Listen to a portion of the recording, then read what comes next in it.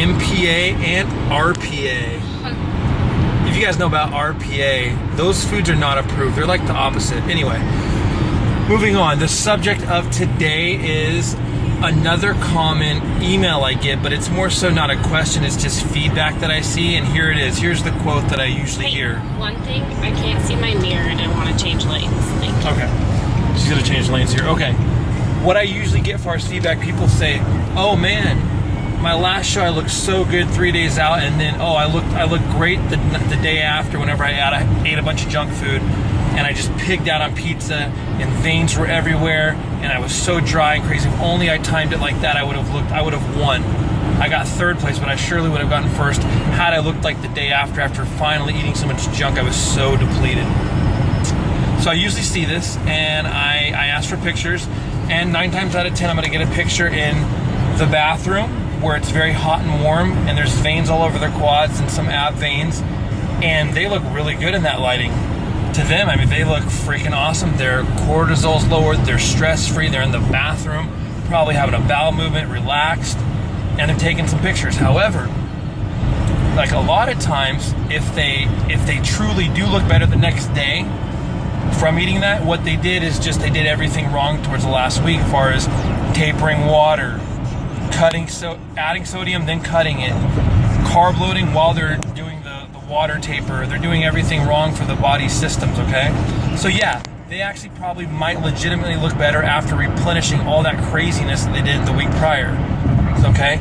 But a lot of times, they might not look better. They might just think they do, because what happens the day of the show, your nerves are usually pretty shot, okay?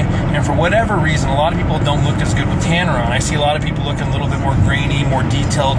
Their skin texture looks better whenever they're pale for whatever reason. Then they get tanner on, something happens, okay?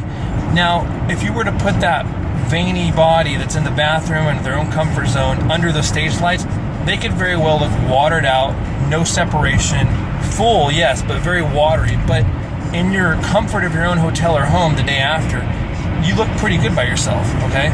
So a lot of times it's basically a combination. There's 2 scenarios, and it's either you vastly messed up on that last week with just doing things wrong, like unorthodox, just throwing curveballs at your body with the water taper, sodium load to sodium deplete, then carb load, all that stuff, okay? And then you will look maybe better once you replenish everything that you lost.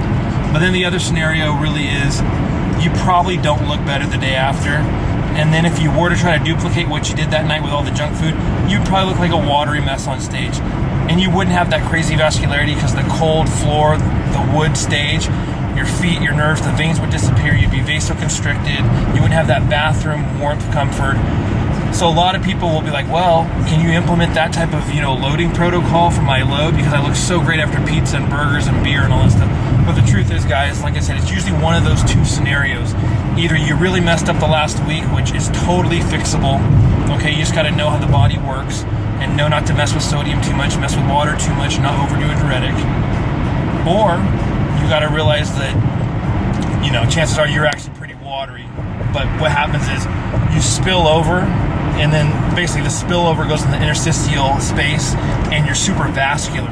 So water's in your plasma and your arms, everything's real full, but you aren't really paper thin and crisp and separated. But you think in your head that you're freaking spot on in your bathroom, because the heat and all that stuff. So anyway, that's a common email that I get, and I usually have to be real with people and kind of break those 2 scenarios down to them. And some of them are stubborn and think that no, I really do look better. I have a pretty good eye for these things, and 9 times out of 10 you will look kind of like a watery mess on stage if you were to practice that protocol.